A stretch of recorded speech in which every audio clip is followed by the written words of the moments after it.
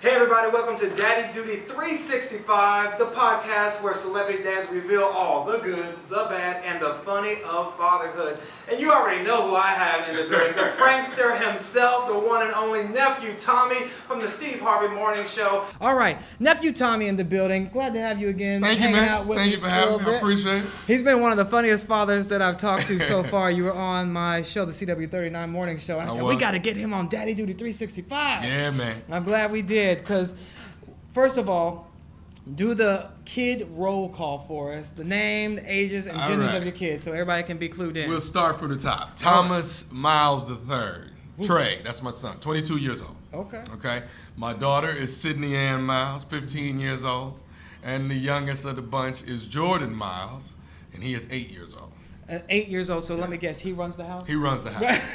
That's usually how it is. It's his house. That's right. We just live there. He's the man. That is a big gap of time, though. It's a big gap, and nobody should be in college at the same time. Oh, see, that was smart. There you go. That was strategic. It wasn't planned, but we're going to act like it was. But we're going to act like it was. Because Because that's strategic planning, because you don't want everybody going to college at the same time. You're just going to be broke, living out of a box. Exactly. Maybe not you, because you can afford to, but I understand. Now, but speaking of college, though, do you think you are going to make your kids either get scholarships or pay for it themselves, or is Daddy going to come to the rescue and be like, I got you. Oh, God. They so spoiled, man. Right? They so spoiled. Let's start there. Let me start with this. My youngest, who is an athlete, I see a scholarship. Okay. That's what I see. But you know, that's daddy being daddy. Right. That's what you think you see. You know what I mean? Until you get into some high competition, you'll find out later. What sport? Football or baseball. Okay, baseball. Playing football and baseball, but I think baseball is going to be the one. You see, they have them do lacrosse, because ain't that many black people playing lacrosse. You can get all kinds of scholarships. I bet. Throw that money at you. Exactly. But I see him as an athlete, so that's a possibility. My daughter is the smartest thing in the house. Okay. All right. Hasn't made a B yet. If she comes home and as far as report cards are concerned, if she comes home with a B on her test, it's just straight drama. Really? Yeah. Okay, that's a good sign, though. So let me give you this. So we're up one morning. I'm taking the trash out, and my daughter is furious because she has overslept, and she needs to get to school early because she needs to make up a test that she says she did bad on. And I'm like, oh my God. And when I say going through, she's going through. So, and my wife is cleaning out the refrigerator, things that need to be thrown in the trash, because it's trash day. Let's get it out. Let's get it out. Got you. So I hear my wife ask her, well, baby, what did you make on the first test? I take the trash out. I come back. I come around the corner to the kitchen. I said, did she say she made an 88? And my wife falls out laughing like, yes. I was like, what is the problem? 88 back in the day, I'm doing cartwheels. Right. I'm doing cartwheels. My daddy is fascinated if I brought home an 88. He's like, you probably cheated. Exactly. You ain't made no 88, boy. Right. Well, so what were you like when you were a kid, and what was your dad like? How did he treat you? My dad was like my best friend. My dad was a comedian. I mean, he was so funny, and that's where that whole funny bone, that's where I got it from. He was an imitator, so if I went everywhere he went. So everywhere my dad was, you would see this little tag along. Was he a professional comedian? No, but just had it. Just had it, and he could imitate a lot of people, and I think he missed his calling, man, and I just kind of inherited it and took off running with it. I found out when I was pulling out of the driveway, getting ready to go to Texas A&M, and I was enrolling. I'm theater major, and my dad is standing in the driveway crying with tears running down his face. Wow. He says, you got my dream. I said, what are you talking about? He said, I was a theater major at Texas Southern University. I said, are you serious? So all these years, I was in school, speech tournaments and drama. He never told me. Really? Never said nothing. Found out he was a theater major in school, and he had to quit, get out. He was the oldest of his family. Had to get out and help mom and dad take care of the rest of the kids. But I picked up that dream. So did you feel a lot of pressure? Like, okay, I gotta graduate now. Yeah, I gotta do something. Make my daddy proud. I gotta do something. Right. So he's been gone 5 years now. My dad passed away, but sorry. at least he was here to see me be something. Right. You know what I mean? I think I made him proud. Yeah, you definitely did. You're making all of us proud every day. So what was it like having a dad who was a comedian, and who was your best friend at that time? Oh my God! You know what? We played so much that I kind of didn't know when he was serious. You know what I mean? So I would come home. I remember coming home from track practice and my dad saying, "Hey, I need you to cut that yard tomorrow." I was like, all right, cool. So I come home the next day and from track practice, and my dad comes in 9, 10 o'clock at night. He say, "Hey man, I told you to cut the yard." Right. I was like, I forgot, Pops. I'm sorry. The next day, I forgot again. Oh. Man, let me tell you something. This is when I knew my dad had another side. It was 11 o'clock at night. I was outside with the flashlight and the lawnmower cutting the yard. Are you serious? Yeah. And the people next door, "Hey, what's going on?" My dad like, "Don't worry about what's going on over here. We cutting yards tonight." Man, I have a feeling I would have got along great with your father. That's my type of dad right there. That was like, my pops. Didn't I tell you to cut that grass? Right? Okay. You're not going to push me to the limit, boy. Man, that sounds like a stern dad, but also a fun dad who was willing to teach you a lesson at that time. Taught me lessons, taught me the way of life. You know, I tell people all the time that my father gave me a mental toolbox, man. My father gave me so many tools inside this box. So I have a hammer, I got a saw, I got nails, I got everything. If I need to cut something off, I know how to do it. If I need to tighten something up, I know how to do it. I have a mental toolbox that my father's given me so many years ago, and I use it in everyday life now. What was the one most important thing you think he told you? I know there were a lot of them, but there's a lot of things. I think the most important thing is I learned how to save. Oh. And my pops was the guy that would, you know, when you came to the house, it would be bills all over the table, but it would be organized. And he would do. My mom didn't have to do none of that. You know what I mean? Yeah. So I'm that guy like now that I'm always prepared for the rainy day. Yeah. If something goes wrong, let's just say, God forbid, my radio world is over tomorrow.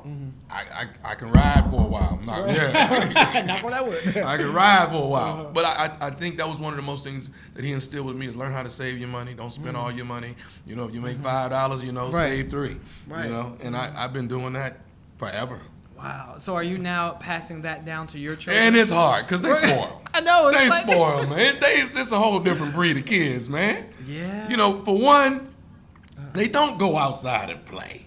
No, that's not a lot. We have to force ours to go out a lot of times. Like, no, you can't get back on that computer until you go outside for half an hour. I think we need to have lockout day where we just lock them all outside. I like that. Whole day. Because when I was a kid, you know, we went outside from the beginning, from the morning, especially if it was summertime, from the morning. You can only come back in to use the bathroom, get some water. Right. You know, you come in lunchtime, we got a sandwich for you. But after that, you back outside. But wait, what time did you have to come home? Before the street lights came on.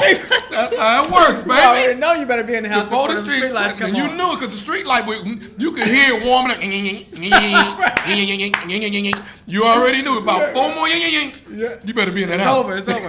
Don't have your mama yell all the way down the street. Oh my God. Everybody like, ooh, you in trouble now? Yes, you grew up like me. Man, yes. They need to have that. Bring that back. Bring that back. They don't know what kickball is. You know, hide and go seek was like, that was prime time, baby. They are deprived. Marbles. Come on here. Yeah, red light, green light. Oh, yes. Yeah. They're being deprived. That's what I'm saying. Our children are being deprived these days. We need to get them out there doing more activities. So is there anything that you do to try to get your kids more active? You know what? My youngest is real active. My daughter will, she'll chime in like, so for Christmas, you know, I bought something that hopefully I won't look back in hindsight and my wife will be mad at me, and it's being installed now. Bought them. God bless us with 2 acres of land. Nice. So we got a huge backyard. It's sitting, you know, it's got a lake, you got the pool. So they got in-ground trampoline. I mean, they got it laid out. Wait, the in-ground trampoline. In-ground trampoline. That's not the big one that's it's off the ground. It's in the ground. Oh, okay. And they're installing it now, a zip line. Wait a minute. That goes from one side to the other side. Okay. Yes. I like that. Yes. That's my type of yard right there. So I don't want to hear, let's go to the park. This is the park. But they never want to go. My kids, we did the same thing in our backyard. I had all this stuff, the in-ground trampoline that my wife fought for. And then we had the play set, but they never wanted to go in their own backyard. They said, can we go to the park? Exactly. What's up with that? Can we go to the clubhouse? They got the pool. We got a pool. So what did you do? We're not going. You're not going. You're finna enjoy this. We got a basketball court. Y'all gonna use some of this. Okay. Before you grow up and get out of here. You're gonna use some of it. Do they appreciate it yet? I think my oldest, they appreciate it. I have to look at it this way. My oldest son, he's 22 years old. He's at Texas Southern University. He was at a time where we were struggling. Okay. My daughter was in the transition. Okay. Of oh my God, things are looking different. Right. She's like, Oh my God, we're moving. we have food in the refrigerator. My youngest, he's rich. Oh, yeah. Because he hasn't seen anything else. All he know is rich. Wow. You know what I mean? So I got 3 different kids. See, but I was just talking to Master P about this last week, and I said to my children, you are not rich. You Right. have nothing. Right. Mommy and daddy have a little Little money. something. Yeah, a little something, but you have nothing. I tell them when they're fighting over their toys, those are my toys. Right. I'm allowing you to play with them. Right. So how do you handle it when your kids think they're the rich ones? Are you just, sometimes there's a reality check that, and, you know, I try not to explode, but when daddy explodes. Oh, There's really? no in between, and then and the whole house gets quiet, and then you go back and talk to yourself like, oh my God, I shouldn't have done that. What have I done? Wait, what does it sound like when you explode? It's though? explosive. I need to hear some of it. No, you Give don't. us an example. Like, is it just a stern, It's just deep voice? Or? don't nobody say nothing Oh yeah, that for at works. least 30 minutes.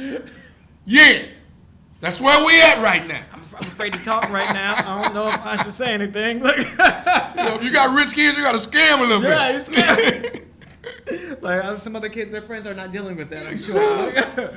Yeah, man. So does that work? Do they all just zip it and just? I think the first time they fell out laughing. Oh. You know, but that was the thing when I told you about my dad. Exactly. We was always joking. I thought it was, you know. So how do you balance that? Because you know I get that a lot sometimes too. And my wife says they're not taking you seriously. You play too much. I think mine they see different sides. Like they know dad the entertainer, dad the comedian, and then they see dad at home where dad is tired, dad is serious, dad ain't feeling good. You know, like right now I'm going through therapy. I had rotator cuff surgery, so they see me going through so many different transitions right now. Yeah. So they can kind of tell he ain't feeling it right now. Right. Let's not mess with him. Stay clear. Right. Oh man, but you think that which dad do they like the most? Dad with the energy, daddy that wants to play, daddy that's in the pool. Obviously. Yeah, Right. daddy that's cracking jokes. You know, I think that's the one, the playful dad. They love that. What do you think is the hardest thing for you to discipline them about? It's hard to discipline them about their studies because they grades better than mine. So what kind of grades were you getting? I mean, I was that B- C+ guy. You know, Okay. I was right Not in that there. bad. It's not that bad, yeah. but they got flying A's over there. So, and you know what the deal is? I can't help them with their homework. I sat down with my daughter and we were doing math. They don't carry the 1 no more. So I can't help you. I don't even know. Yeah. It's a whole different book than what we had. They have all these new rules and regulations. I was teaching my daughter how to do a test one day, and then she went back to school, and my wife was like, "What did you show her last night? She got all these wrong." I was like, "I was trying to." They're like, "They don't do it like that no more." I don't even know if they still have a Scantron. Remember Scantron? Yeah. Does that still you do the little exist? thing. Yeah. I don't know. My kids are 8, 6, and 4, so I don't know. Okay, what you haven't they- gotten there yet. They're still writing in pencil, There you go. so yeah. There you go. But it is hard to discipline them on some of that schoolwork, especially when you're not able to understand a lot of the stuff that they're doing. Yeah. But how much homework do your kids have to do? They don't bring a lot of homework. My daughter brings a lot of homework. Oh, okay. My 8-year-old is not there yet. Okay. You know what I mean? Now, my 8-year-old, they're like killing us with homework every day. Really? And I'm like, why? I don't understand. This is Do overwhelming you, for and me. do you find yourself going through a little difficult part when you're doing the Yeah, homework? I'm stressed. I'm having anxiety build up because of this stuff. I'm like, let me look it up. I've been Right. Googling stuff like, hold on, let me figure this out. And with my 15-year-old, they take tests. They got their computers out. Oh, yeah. You know, I mean, it's almost like they can sit there and research it. So it's not really. We used to have to memorize everything. Everything, yeah. They can go and here it is. Oh, that's like cheating. I don't know if that's fair. I don't know about that. Yeah. They got a lot better than we do. Right. Technology, baby. Technology. Man, well, we like to play this game with a lot of people we call I Love My Kids, but... And so you're going to have to answer that. I love my kids, but we don't want you to answer right now. I'm going to let you Not think yet. about it. All We're right. going to take a quick break. We'll come back and answer that question on Daddy Duty 365. Hey, everybody. Welcome back to Daddy Duty 365. Make sure you're following us on all social media platforms at Daddy Duty 365. And this podcast is brought to you in part by Comcast. Thanks, Comcast. Comcast. Yeah, I like that. Like, we had to add that in. All right, Nephew Tommy's still in the building. We're breaking it down, talking about fatherhood and the good, the bad, and the funny of just being a dad 365 days of a year. Man. And we left off talking about I love my kids, but because there's always something. You just like, something just I love them, but they get on my nerves sometimes. You ready? Okay. I love my kids, but I want my wife back. Oh, you got to break that down for us. Explain that. You know, you got 3 kids. Yeah. Been married 18 years. Amen. Okay, 18 years. Okay. So it's like that time you had when you first got married. You remember that? Like the highlight that's like date nights. Yes, and all that yes, that first 5-6 years of just hanging out together. when you had energy. Yes, meet you for lunch. Let's do this. See you at the house around noon. Uh-oh. Those type of things. That don't happen no more. Man. Can I get that back? Can All I right. get it back? I love you. What's the phrase again? I love my kids. I love my kids, but I want my wife back. Because, and you know, I'm at the stage too where they're always sneaking in our bed. Oh my God! And I'm like, you have a room. Sneaking in the bed.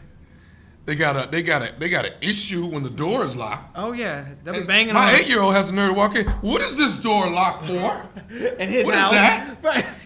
What are y'all doing? Hey, player. You gotta talk sooner than I thought. Right. Had to talk with them. Had to talk. Man, so is it hard finding time? Because a lot of people, they do struggle with having time for each other. And then when they do have time, it's like they're still talking about the kids the whole time. Yeah. Finding time, and then when you do find the time, it's almost like you found time to rest. Right. Like, oh, it's so good to be We're with just you. gonna nap. That's how the first day of our vacation always starts. Exactly. We're just resting. That's There you it. go. So when you go out, like here's to show you how spoiled they are. Okay. Spring break for us as kids was just a week off. We at the house, right? Yeah. That's what we did. We played in the neighborhood. Yep. My kids are now, I don't know if I want to do the Bahamas this year for spring break. I'm like, oh really? You got choices like that? So I was like, well, you know what? We're going to have a poor month around here. Right, Where you please. really understand. Yeah. You understand? Where it's syrup sandwiches and stuff like that. Where you just going to eat summer sauces, sandwiches. hog head cheese and crackers, Spam, sardines. I'm going to send you through a month of that. Now, we're going to have to get That's your a little- body right. That's after torture. that. Why not? Right. You got to We're cleanse going to after cleanse that. you after that, but you're going to learn something. That is funny because they are spoiled. They think that they can just go. And I tell my kids all the time, a lot of kids, they don't get to go anywhere. They don't get to go out of their neighborhood. Right. And you have the opportunity to get on a plane And to go to somewhere. a different place. Come on, man. They don't understand it. And I try to teach them and get them to appreciate it more. Right. But they just still take it for granted. You know what? I think mine are starting to be more appreciative. I think they've seen, other different walks of life, and I think they realize that they're fortunate than a lot of others. So, and I'm, me and my wife gonna always keep enforcing it. You're gonna know that this everybody don't have this.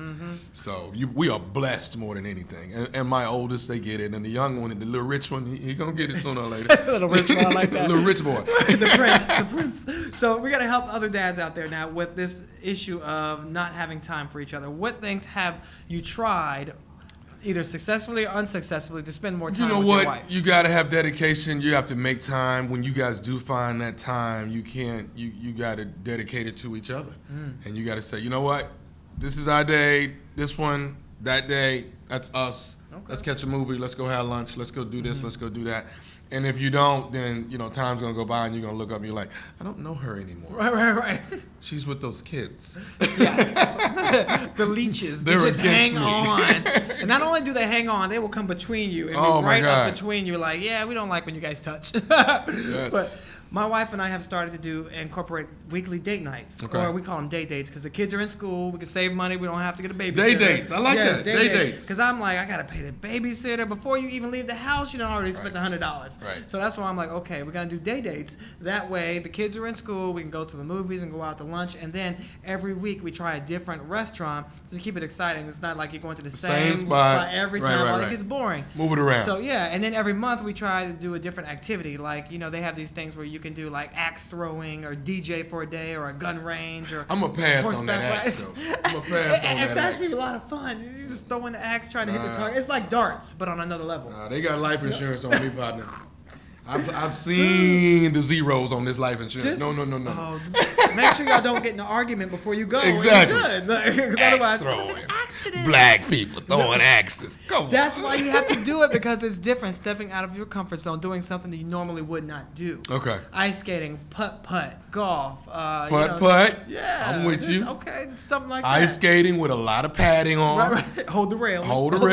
Got that part. Roller skating, we can really get down on that. I got that. Like, when you roller skate, like, yes. The music got the bounce. And then you know what's also fun is they have these things you can go and there's a chef there and you can learn how to cook a certain meal. I think those are cool things to do. Yeah, we've been to a few of those. My wife loves those. Those can be expensive though. Yeah. I'm like, man, those look expensive. I'm like, we can just cook at home. I'll teach you how I do my recipe. The one thing I know how to make, scrambled eggs. And then, Would you cook a lot? I cook a lot. No. Really? No, I burn a lot. You burn a lot? Yeah. My wife doesn't usually like to eat the food that I make, because it's that bad, and neither do the kids. So you got to come hang out with me, and I'm gonna show you a thing or two. Yeah, we're gonna have to do a whole segment on that, because I'm more of a microwave cooker. Wow. So yeah, not the healthiest thing. I do a lot of good salads though. Okay. I can rock a salad. Just put. You slim though. You fit. Yeah, because I don't know how to cook. Let's move on, because we were talking about spending time with your wife and how that's changed. Mm-hmm. Yes, day dates and different things. So another thing that may help a lot of the dads out there, and help the moms too, you might find that you like it, is scheduling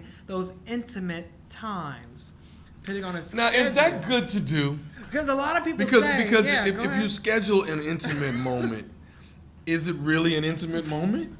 Is it a moment, or is it just part of the schedule? It's better you have a moment than get busy and not have a moment at all. At all. You'd be like, it's been a month. And how long do you schedule an intimate moment? Like every week, put on a schedule. No. 15 minutes? Oh, that's up to you. I don't know. That's up to you. 30 minutes?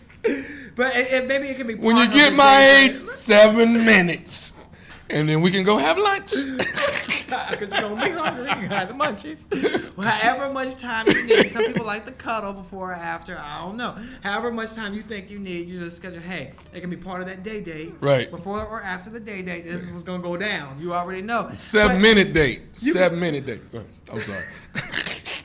I think there's ways you can try to make it more romantic. Like you can, send little texts while you're at work. Can't wait to see you when I get home, girl. Right. Bring some flowers along the way. Try to send little innuendos along the way. Little, emojis with the tongue out, all that good stuff. Would it help if I just fire up the hot tub and say, hurry home? There you go. See, now you're getting there. Okay. Try to do things to entice the moment to make it special. And otherwise, you can go a little further and go get some products from other places if you want. Whatever you need to do to spice up your life. Spice it up. I'm just telling, this is a way to make sure people get it, because a lot of times people get into relationships where they're angry. So since they're angry, it's not going down. Or since they're not in the mood, they're tired. Or look. And the more intimate moments you have, the less anger and stress there is. It brings down your blood pressure. Yes. It helps you de-stress, detox, all that stuff. So I'm saying there's if you want to keep your man alive, right, health benefits, people. do more. Yes, do more. I like that. This is why we're here, to help people with this conversation. We are the motivation that you need. Yeah, and some of the ladies, I find a majority of our listeners are women. Okay. So they want to hear what the guys are talking about. So this one is for the ladies out there. We're telling you to help your relationship by doing this. You'll be surprised how beneficial it can be. Sometimes you may miss the appointment, whatever, but at least it's scheduled. At least it's hopefully going to happen. So as long as we all put the initiative in, I think it takes two, right? It takes two. Sometimes you don't mind if they're just like, whatever, get it over with. But I got my appointment. It's going down. No. Let's hurry. Exactly, right. I gotta pick these kids up. All right, so back to the kids. Speaking of picking the kids up, we have this other thing we like to do called Daddy Rhymes, where we talk to dads about a rhyme, a rap, a song that their kids like, and you have to sing it. And if you can't think of one, then you have to make one on the spot. So what are your kids listening to? What's popular? Sing it, rap it for us, whatever you want. Oh my God. Daddy Rhymes. Putting him on the spot Daddy right Rhymes. The biggest song in the car is I'm living my best life. That's the one. Oh, Yeah, they've been playing that. Living my best life. Is that how it goes? No, I ain't going back and forth. Yeah. That's the only part I know. I'm Lil living my Duval. best life. That's all we all know. But and then what's amazing with my kids is when I see them doing their songs, and then the song may have a profanity word in it. They know immediately where to stop and how to pick right back up. So the question is, when you're not there, do they go ahead and say the word? I don't think so. No. I hope not. All right. It's such a good dad. He believes in the children. I believe in so. I hope not. My daughter probably. Oh, okay. My youngest one, nah. The Too prince afraid to is get too in scared. trouble. Yeah.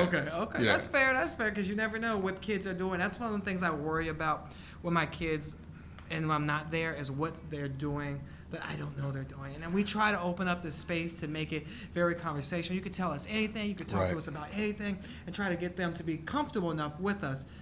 What do you do? I mean, like, my daughter's in that age where things are happening at school, and I'm hearing certain things. The bully stuff? Not the bullying, but just, kids having drugs. There was some activity going on with a teacher and a student. I mean, all of those things that you see in the news, then you want to have that conversation. You're like, hey, what's going on? I am sure that the school you go to got a lot of drugs, vapors, and all this kind of stuff. And the fact that she's so into being healthy and not being affiliated with it, scared of it, I like that. Yeah, definitely. But I want you to continue to be scared of it. I want you to continue to be where whoever you hang out with, make sure you know what they're doing, and you got to know who you're around. Right. You really got to know who you're dealing with. Yeah, and that's why we try to cut off friends. If we see the friends going down the wrong track, like, you can't play with them no more. Can't hang out with them. They're not coming over our house. Exactly. Yeah, I think as parents, it's our duty to be able to give them that tough love and cut off people that you see as bad seeds, because you don't want it to turn into a birds of a feather flock together. But it's difficult to see a bad seed sometimes. What you see that comes by the house for an hour or two, that doesn't give us any indication of what they're doing when they're at school, when they're at their own home, when they're hanging out with somebody else. You don't know. Yeah. So what stops by your house, you just get a front. You don't know what you're dealing with. Hey, Mr. Cleaver. Yeah. And then they go out and smoking in the back. There you go. So you gotta, you just gotta talk to your kid and say, hey, please come talk to me before you do anything crazy. I thought about putting my kids in certain scenarios, like almost a hidden camera show where they don't know things are going on. Like if someone tries to kidnap them, and they'd be like, see if they go or not. But then I'm afraid that they'll think the next time it happens, that's just Dad's friends playing. So I was like, I don't want to put that, but I'm always, curious to find out how they would react if something like a gun was present. Would they play with a gun? Right. So that's why we are like those type of parents of like, no, you can't go over anybody's house, but anyone can come over our house. Yeah. So what kind of parent do you let them go have sleepovers? We do let them go. We're very particular about where they're going. Most of the time, they're relatives. Okay. You know what I mean? Or people that we've been friends with for 20 plus years. So we know them. Yeah, you really know them. Other than that, if we don't know them, come over here and zip line across the backyard. We're good. We got you. No, I think it's very important to know the parents, because even with so many people that have split up homes and different things, you don't know who the other person, their mother or their father, is dating, and you don't want that person to come over while your kids are there. So exactly. I even ask those questions, like to make sure what type of home environment they have, and do they have mama daddy issues, and the ex coming back or something like that? Because I think I'm just always worried and paranoid. Well, it's really important to know where they are, who's there, what's going on. I mean, you want to know all the details. You know what? One of my biggest things is I have this paranoia about who's driving my kids. Like if my kids are with my nieces, love them to death, but I'm paranoid that your driving skills are not as sharp as they need to be yet. You know what I mean? Yeah. I have a niece that's 21, 22 years old. I have another one that is 18, 19. I'm like, I don't know if you can really drive. You got a license, but can you really drive? Right. So I'm certain things like that. Traveling, going back and forth somewhere, because I know anything can happen at any moment. Somebody can make the wrong turn. You may not be smart enough to be watching the oncoming traffic. There's anything that can happen. So I'm so paranoid about stuff like that, as well as what we were talking about. Who's with my kids at all times? What's going on? Yeah. So what do you do if you're in those situations where do you like, let me test drive first? Let me go take Let me ride. No. Yeah, ride with you first. And I think I'm upset with my wife sometimes. Like, I don't want Jordan riding with her. Right. And she's like, well, I mean, she's no. She ain't ready yet. Nope. She need to drive by herself for a while. And then later on, after I see that you can move around real well, then we good. But right now, the boy ride with me and you. That's how we roll. That's a hard situation. But what would you say is the toughest part about being a father overall? I'm going to let you think about it. We're going to take a quick break. We'll come back and answer that question on Daddy Duty 365. Hey everybody, I just want to remind you that this podcast is brought to you in part by Comcast, and we need your help to spread the word, so please subscribe, share, and set up alerts about new episodes which are released every single Wednesday. Also go to our social media pages at Daddy Duty 365 to follow, share, and repost, and don't forget to tell a friend. Alright, now it's time to get back to this awesome interview. Thank y'all for joining us for Daddy Duty 365 with Nephew Tommy, and we're talking to him about the toughest Hardest part thing? about being a dad. Yeah, what's the hardest thing? For me, time. Oh, that's a good one. Time. It's I'm all over the place with this profession. Mm-hmm. It's how we eat, but at the same time, that doesn't make a difference, and it shouldn't. It's about how much time I'm able to give them. And you'd be surprised by the time you get to running all over the world. When you get home and drop your bags, you're like, oh my God, I want to lay down. And the first thing they doing is running and jumping in your arms. It's like, okay, Let's go. boom, boom. We got to shift gears. It's time to be daddy. It's time to be husband. So I think time is a very difficult thing for me because it's not about how many hours there are in the day. It's about how much energy can I uphold to keep running this race that I'm in, but still give them their just due. So what do you do? How do you balance that time? Because that's a tough thing for a lot of people, especially when you're on the road a lot. You know what? I'm a big running junket, man. I'm running 3-5 miles every other day, so I try to get it in. So I try to stay as healthy as possible, even though I eat bad. God, half the time. Chicken wings. Eat bad half the time, but I try to keep my health up. I try to, I may come home and, oh my God, he's got baseball practice. Let me go. Right. Let me make my presence known because I want him to know that I'm there. But sometimes I can't do it. So when you can, make sure you do it. When you can, make sure you do it. Are there certain things you put in place to say, okay, either I'm not going to travel on game days or I'm not going to travel during birthdays or, just to make sure you're there doing certain... Spring break Okay. belongs to them. We're going to do a vacation in the summer. That belongs to them. Okay. If I know ahead of time what their schedule is, like my daughter had this past weekend, had a father-daughter dance. Oh, nice. And I was scheduled. There's this club that opened up in Jackson, Mississippi. Oh, okay. Brand new comedy club called Chuckles, and they're excited about me coming to Chuckles.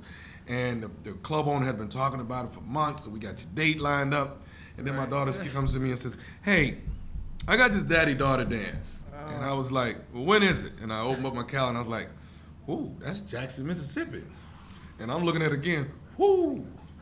That's a lot of money.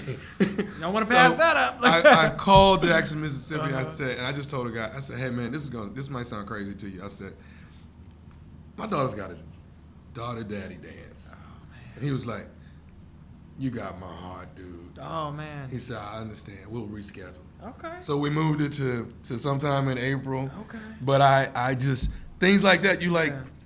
I don't want to look back and I didn't do it. Yeah. I don't.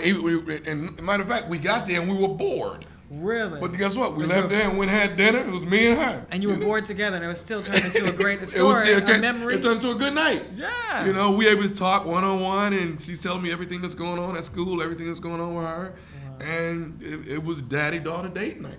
I appreciate that, and it's admirable that you're willing, because a lot of people aren't even willing to take that risk, because they could have said, well, we're canceling you and you're going to lose out on the money. So that was good. I took the risk. I was like, hey, I don't know what this club on. But you know what? I didn't want to lie to him. I was like, dude, I got to do something with my daughter. He was like, whoa. Yeah. We'll fix this. Yeah. Do your thing. I appreciate that. Yeah. Now, what about you're about to go on tour again? So first, tell us about the tour and have a follow up of how you're going to balance that. Oh my God! So we crank up Valentine's weekend. Myself, Cedric the Entertainer, D.L. Hughley, Dion Cole, Earthquake, and we will be Cleveland on the 14th of February, Cincinnati on the 15th, and the 16th. We're in Memphis, Tennessee. That jumps off, and that's the beginning. I think they got more dates coming that are lined up. I'm in Montgomery, Alabama on the March 14th, Saturday, Montgomery, Alabama. Great place to go perform at the Montgomery Performing Arts Center. What else? My TV show, Ready to Love, is coming to Houston. Yes. Ready to Love. It's coming to Houston. Yes. Oh, we got to get in on that one. I didn't know about that. Ready to Love is coming to Houston. 20 singles, 10 men, 10 women that are looking for love in the city of Houston, Texas. We will be shooting it all summer long. This is going to be bananas, man. I'm bringing it home. Now, this is an important show that's on the OWN network. On the OWN network, yes. Because it's bringing these people together. And it seems like people are really trying to find love. It's not that they're just looking for, TV fame. No, they looking for love, man. How are you going to find these people, these 20 people? You know what? The producers come in, they audition. I don't know. When we did Atlanta, it was thousands. They interviewed so many people. And to get in that top 20 is amazing. So they will come in here to Houston. People have already been submitting their information. But you did have some funny stories about some thirsty folks that were just looking for some TV fame. Oh, God. What are some of the craziest stories you've had with people that were auditioning for the show? We had a guy come in. He goes through, clears all the background check. Okay, there's a background check. Yes. So for those of you all that know your stuff is a little sketchy, you might want to pass this one. But anyway, the guy comes in. He's got all the credentials. He's perfect. And then, it's almost like they're getting ready to put him in. And he says, how long we going to be? Because, my wife at the house waiting. And he was like, what? You married? You married? This is a dating show, right? This is a dating show. So you'd be surprised, man, how many people trying to slide in. Maybe he thought it was Sister Wives. I don't know. I don't know what you thought this was. I don't know what you thought it was, but you got some people that come in that's like, nah, we're gonna pass. Right. Yeah, just not the right type of person you're looking for. So Hundreds that you pass on. So what type of people, for those that want to apply for the show, what type of people are you guys looking First for? of all, single. Single. All right, let's get that part out first. Single, career driven.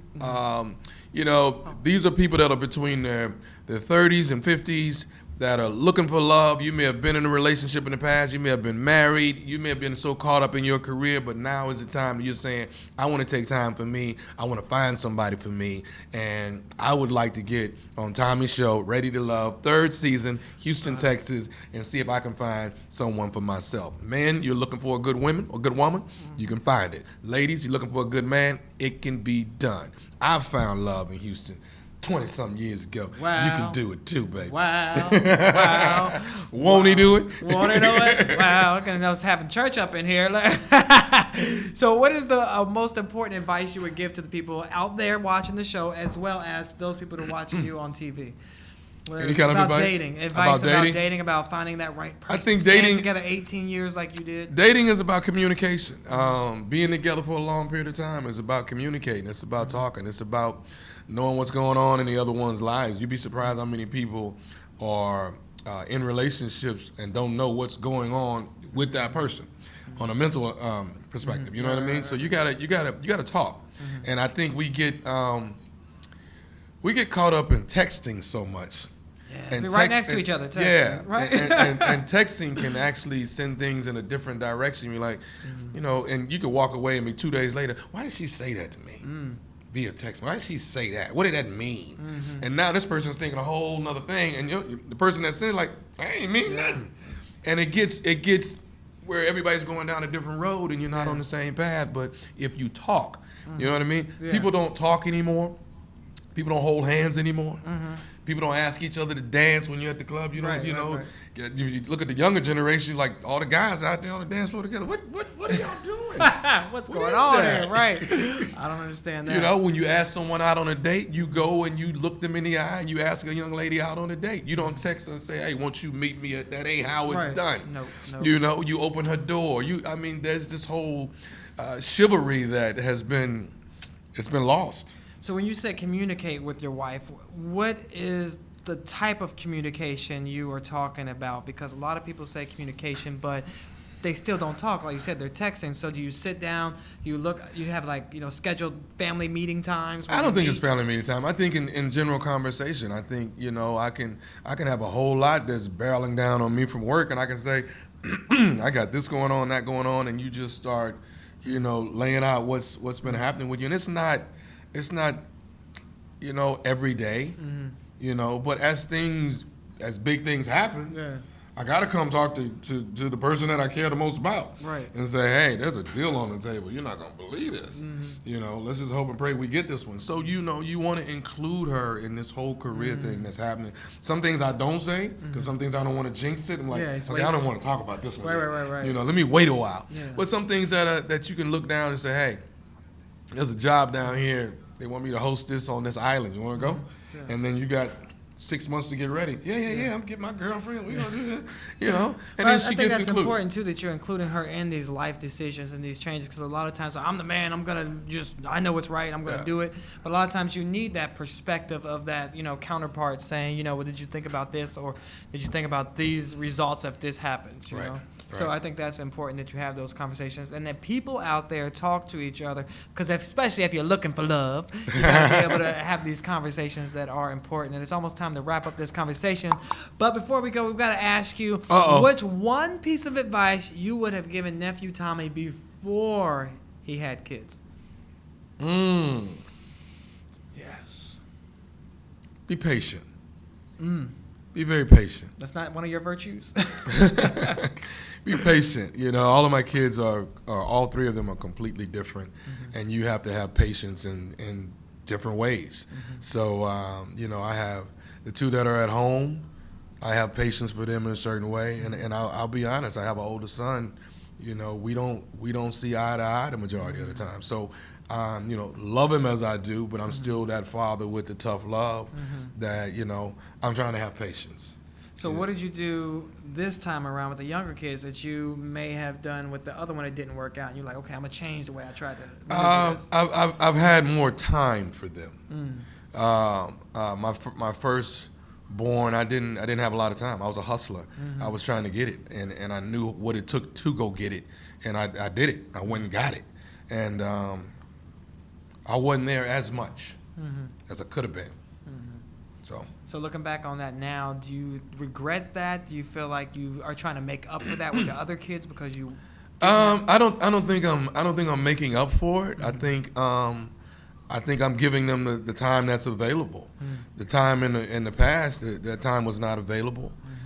It wasn't there. The money wasn't there, and it was up to me to go get it. So I do not regret the hustle. I do not regret going to get it. Yeah, because you wouldn't be where you are I would today. not. We wouldn't be here. That. No, I'm able to give them everything I got now. And I think time is so important. I try to tell people a lot of times kids will forget about the toy you bought them, that new latest game you bought them, but they won't forget about the experiences that they had with you because you gave them the time to spend with them, to be an active part in their relationship. Yep.